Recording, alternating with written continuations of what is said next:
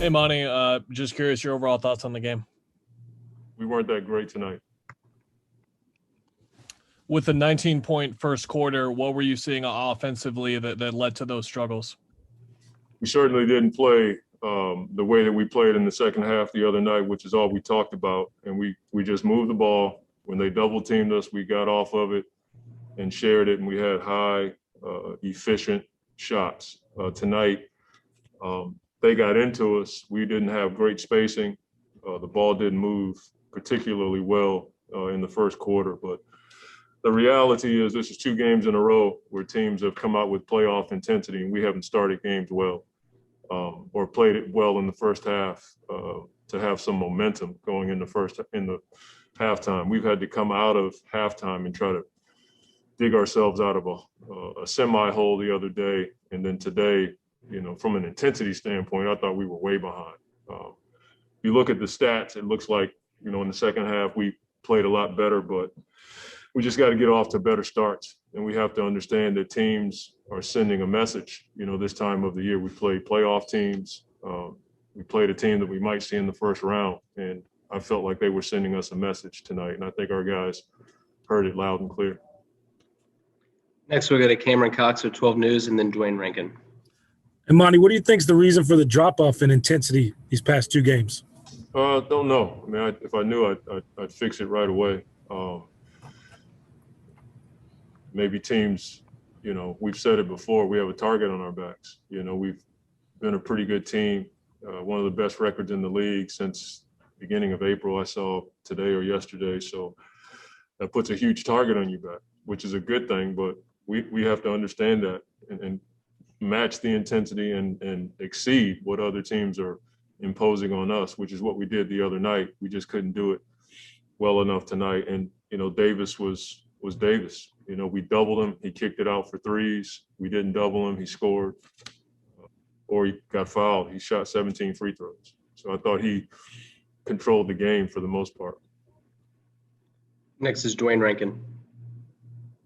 Because we obviously know Davis is such a tough cover.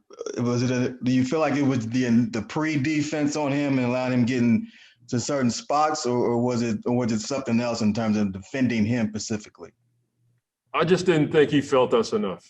That I thought there were times where he was just looking to the other side as opposed to having a hand in his face, even with the guy on him. I just thought he was really comfortable tonight.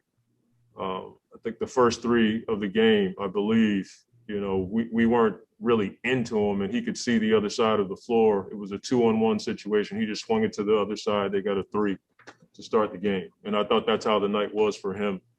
I just didn't think he felt us enough, and he took advantage of it. He's a big, strong kid, young man. And if you look at the numbers, he had a dominant performance. And quickly following, we talked before about Cameron Payne being a scorer and the 22-point night he had. Seeing that, and that really kind of got you guys back in the game somewhat with the way he was playing, right?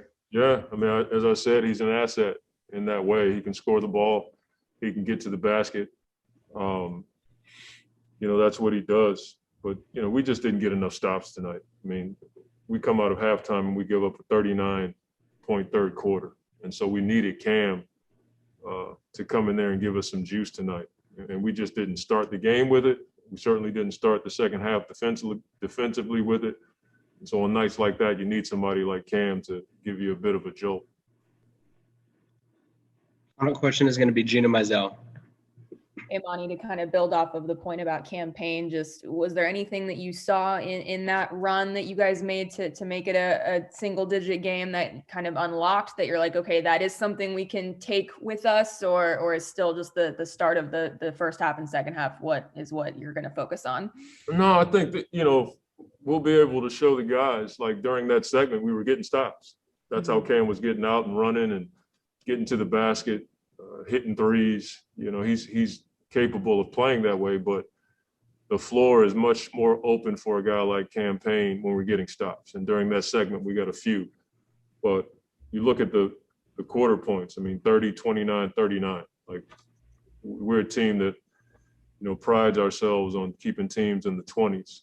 You're going to give up a 30-point quarter ever so often, but the only decent defensive quarter we had was the fourth quarter. It was just too little, too late.